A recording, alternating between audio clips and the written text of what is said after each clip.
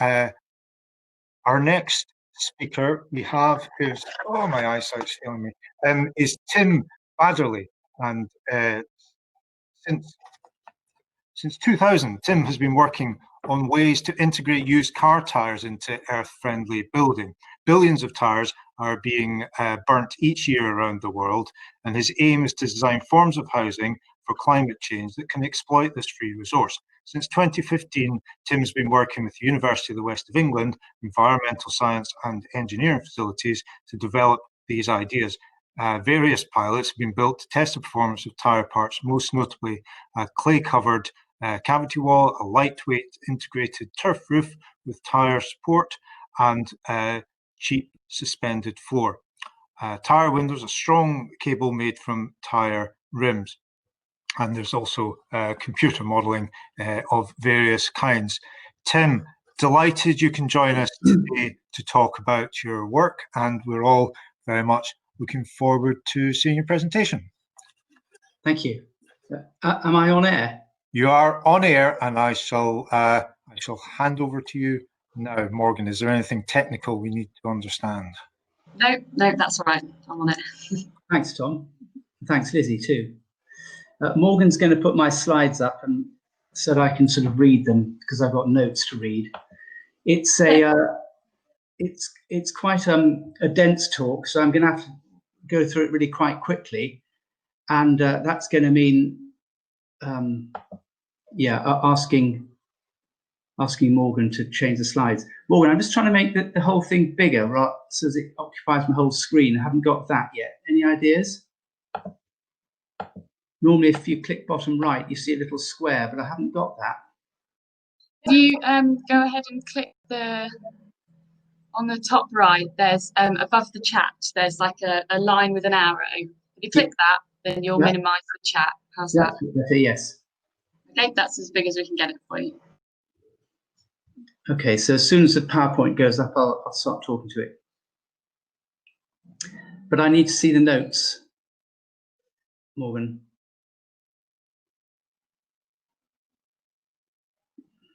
Oh, that's tiny. I can't really read that.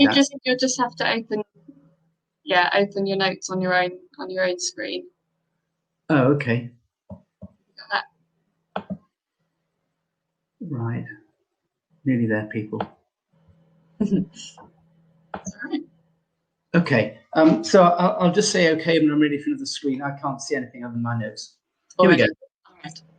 This talks about a design of house for people displaced by climate change.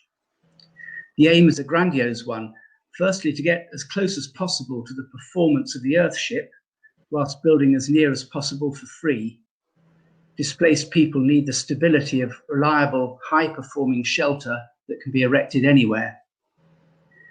The second aim is to turn the billions of tyres burnt each year into building materials. Tyres are filthy things, but they are also incredibly valuable. The more immediate purpose of this talk is to recruit members of Abuki to help develop it. I'm looking for the most inventive, most energetic, and the most courageous eco-builders I can find, not just here, but all over the world. The talk goes fast and is quite detailed, but I'm assuming that if you like it, you can listen again more slowly to the recording. Okay? Morgan? Global heating and population expansion are going to mean that around the world, people will be displaced in vast numbers. They may move away from the equator or inland from rising sea levels, but the general picture will be chaotic. When things get really bad, there are unlikely to be aid programs as there are now. That's why we need to get a universally applicable design idea out into the world now. We need time for techniques to be worked on. All our designs are going to be based on waste car tyres because tyres are everywhere. We'll need designs for flooding, possibly earthquakes. Hurricanes may be a bit more of a challenge. It's also possible that we can encourage rich countries to turn their car tyres into building materials. At present, many countries export them for disposal by burning. Okay, so what's the principle behind the design? This house is for people who have very little. It can be built from locally available waste and natural materials, using Lizzie's ideas as well, of course, by unskilled people and cost as close as possible to nothing. Builders should not be directly dependent on complex machinery and technology. All they need are some screws, some baling twine, some plastic sheeting, and if they want to store water, some plastic sheet tubing. That's the sort of polythene stuff you get inside of any sort of Amazon product. The house itself will be, next slide. The house itself will be warm in winter, cool in summer, and collect and store rainfall. It can be built on any land available, and the idea is that it should be ultimately off-grid. I'm not going to talk about water purification or solar energy collection. Today's talk is only about the fundamental structure. Next. So here's how it works. The primary element is the used car tyre. These are freely available in abundance all over the world, in just about every location you can think of. To use them as a building material would save some of the many millions from being burnt each year, as well as removing potential water pools from infestation by mosquitoes. Next. The second material is baling twine, the polypropylene string that's cheap to produce and to transport. Next. The third is clay and whatever can be found to create a daub. If there's no clay, there are ways we can use very poor quality dusty soil or even stones and grit. Next. The fourth element is sticks, fairly humble sticks, a few feet long, maybe bent, maybe with bifurcations here and there. Of course, there's no shortage of sticks in the UK, but many parts of the world don't have much wood, or if they do, they use it for cooking. So once we take this idea into the field, we'll need to use something else. That's why we're in the midst of designing an alternative to the stick, using an adaptation of a tyre tread. This would be a hollow pole made from a tyre tread rolled lengthways like a cigarette. Right now, to develop this idea, we need a good mechanical engineer with a well-equipped shed. Please contact me if you know of anyone who might like to help. Next. So how do we build it? Tyres as building materials are not new. You'll all be familiar with the earthship design where tyres are filled with compacted soil. This is quite different. Here, car tyres are first sorted by circumference and then piled in stacks to make walls.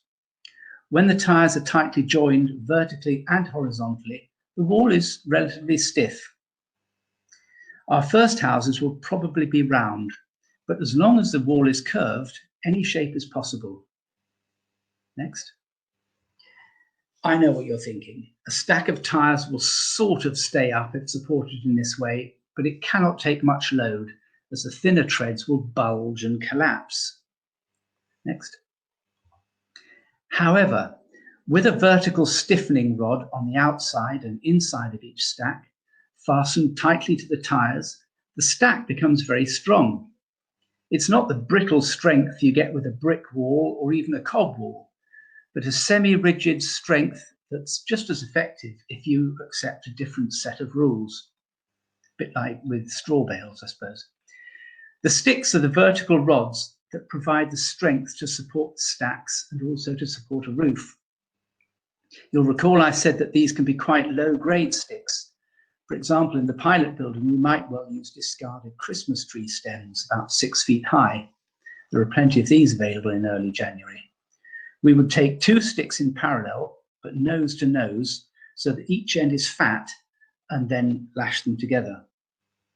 Next. Now, obviously, sticks like that are not very strong and hardly a serious building material, each stem being quite bendy where it's the thickness of your thumb. It's not going to take much compressive load from above. Next. However, take any slender stick and support it tightly all the way up, lashing it to a semi-rigid structure, and it will prove to be surprisingly strong if it's unable to kink outwards. Put these two things together, a combination of bendy sticks and unreliable tyre stacks actually works very well. Next. The third element, the string, binds the whole building together. Baling string is really strong and will quite happily survive damp conditions indefinitely. What it cannot take is prolonged exposure to sunlight. To make the wall work, we put slashes into the soft sides of the tyre walls, using a Stanley knife. On the right, you can see where they go. There's little red blips. 4 in each tyre side wall, top and bottom. Start just in from the tread and cut across till you meet the steel cable in the rim. Then, with one tyre on top of the other, we poke the centre of a long piece of twine through adjacent slots on 2 tyres so that a couple of inches of loop protrudes. You then bring the 2 tails through that loop, pull it tight, and this joins the 2 tyres vertically at their rims. Lastly, you stuff the tails back between the 2 tyres, which is a bit tight, but you poke it through, towards the adjacent stack. Next. You take the 2 tails from 2 adjacent joinings, wrap them around each other as if they were hooking arms, and when these strings are pulled outwards, they're going to pull the 2 tyres together horizontally. This means that the 4 tyres are now joined both vertically and horizontally. Next, we have to use these tails to create some tension to make the whole wall tight. Next. This is a view of the wall from the top, looking down onto it. The little horizontal lines in the middle are where the strings go from the rims towards an adjoining stack. The tails then spread out in a V to go around a vertical stick and secure that. And lastly, they're joined to other strings nearby. You may notice I've only used 2 of the tyre slashes. This is to keep the picture simple. You can actually do the same thing with as many slashes as you like. The tails are now used to create a cat's cradle, securing poles and generally creating a tight framework of strings. You use a severed tyre sidewall as a windlass to tighten the strings, and then include the sidewall in the structure. Next. If they are available, we can now take twigs or any detritus available to weave into the strings. This is then the framework for the protective daub skin, which is applied inside and out. That's an exterior wall and interior wall. There is something else we can do though. We can make a vegetal wall on the exterior face. An interesting alternative is to have a series of horizontal pockets filled with soft, damp earth, the pockets being made from tyre treads. This means that the building can be covered with ivy or grass or any other plant that can take it. The beauty of the tyre wall is that the outside covering can be wet, damp, whilst the inside remains completely insulated and dry. Next. The 4 elements, tyres, string, sticks and mud, are of themselves unimpressive in terms of their strength. The building works because of their interaction. The tyres help the sticks and the sticks help the tyres. The sticks help the string and the string helps the sticks. The mud helps the string and the string helps the mud. It's a dynamic system that provides its own emergent integrity. Next. What about the roof? We are designing a roof made only of tyre parts. However, today I'll instead show you a form of reciprocal roof where you can see lots of wooden spokes joined to a central car tyre, possibly using U-clips from a car exhaust system. Around a dozen nice big post rafters would be the ideal, but we have to make this work with lower grade wood, which means more rafters than in a conventional design of this kind. I think normally they use about 13, don't they? The system you're about to see allows for the roof structure to be much less straight and tidy than is considered standard at the moment. This is because we must not assume people can get hold of nice straight poles. Next. In this picture, sideways on, you see how the poles rise to meet the central tyre. Again, the pole sticks will most likely not be this straight. Note how the vertical wall stiffeners can be bound together to make a triangulated support for a roof rafter pole. Next. The main roof covering is the tyre tread plank, which are strips of very tough rubber with steel mesh inside. We also need some plastic sheeting, black plastic. Of course, the tyre tread planks alone will not stop rain from getting through. This is why underneath the treads there are troughs made from black plastic sheeting that catch the rain and direct it to storage tanks in the walls. There are alternatives to screws, but the screw is far and away the best way of fixing treads together. Rubber takes a screw really well, the dry lining screws, which are really sharp, but you must use a washer to stop the screw being lost in the rubber. The last thing we want is all bits of rubber tyre joined together that no one can separate, because it creates an awful nuisance. Next. To make a trough, a triangular sheet of black plastic is rolled around two thin poles. These might be sticks or some plastic tubing, but actually the best solution is just to use twine. There are several advantages, but the main one is that with twine, the troughs can easily follow the shape of bendy and imperfect rafter poles. Next. We have just a couple minutes left, Tim. Okay. This is not an upside down face, it's a cross section of a main rafter pole. The main rafter poles are covered along their length by a couple of tyre tread planks seen here end on. You simply screw the tread plank down onto the rafter pole. These treads will then deflect any rain off the rafter.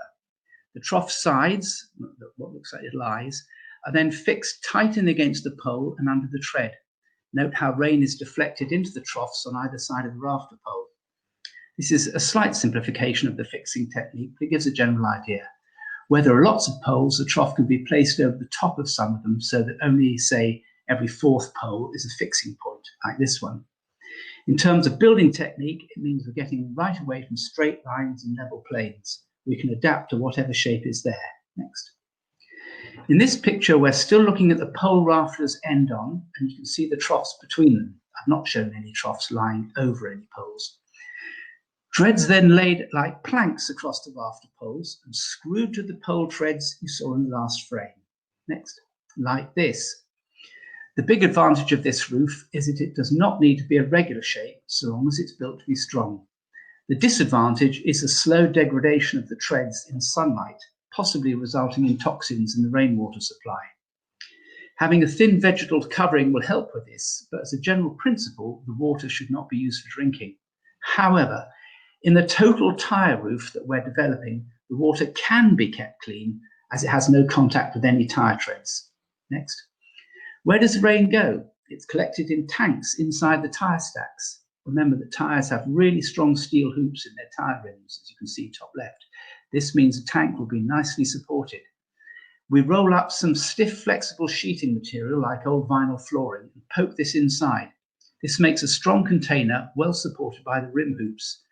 Finally, we insert a polythene sock, a watertight tube whose bottom end has been sealed. Next. Here's another view of the wall from above. This is about insulation. The mud wall has now been built between and around all the vertical poles using the cat's cradle of string, sidewalls and twigs. The water is stored in the blank white circles in the middle. Because of the mud wall, there are lots of air voids in the tyre wall, and these prevent heat passing through the wall. In the picture, the triangular gaps between stacks are orange, and the air inside the tyre walls is pink. Both the pink and the orange are air pockets, which is ideal for insulating. However, the orange sections are vertical and run from bottom to top. Next. These vertical voids are critical in cooling the house. To do this, we need a metal funnel on the roof to absorb the sun's heat, and through the Venturo effect, hot air is drawn up through the funnel. This is what will drive the ventilation. Cold air enters the house from below through a tunnel under the floor. There are small holes made in the interior mud wall that allow the air in the room to enter the orange vertical voids. The hot air in the roof pulls the air from the rooms, which in turn pulls cold air from the tunnel. Provided there's an airtight ceiling to the room, the ventilation should work well. Next. To make a floor, we use whole tyres or just tyre sides, or we use both with the tyre sides acting as shims. Once there's a level surface of tyre material, boards can be screwed to this. Bottles or stones in the tyres will stop them collapsing over time. The floor will be dry and very slightly sprung, quite pleasant to walk on. Next. The technique allows us to build on any profile of rough ground. Next. If no boards are available, we can screw tyre treads to the tyre base and load it with stones and earth. This technique is one we will develop in order to create a thermal battery, following the example of the Earthship. Last slide. The climate change house is in the early stages of evolution. It needs teamwork, experimentation, discussion, and a certain amount of publicity. This is how progress happens. Lots of minds gets involved, people learn off each other. The basic design is in place, but it needs earth builders to take it to the next level. I'd like to ask the volunteers to join me in building the first pilot in the coming year, possibly in Dorset. Once you see how bits of tyre can be used and appreciate the physical properties, it's exciting to see how many possibilities start to appear. If you are overseas, we need your help in developing for non-temperate conditions, in which case we can collaborate online. And if you know of a good amateur engineer, please mention the project to them. We need his help, her help. I have only covered the basics here. There's a great deal more we could do with tyre-based materials and mud or earth. If you can, please join in with this experiment. You'll be able to help invent an important building for people all over the globe displaced by climate change. And here's my last slide. Here is my email. Please get in touch if you'd like to be involved. And don't forget, we need that engineer too. Okay, sorry it was so dense, but end of talk.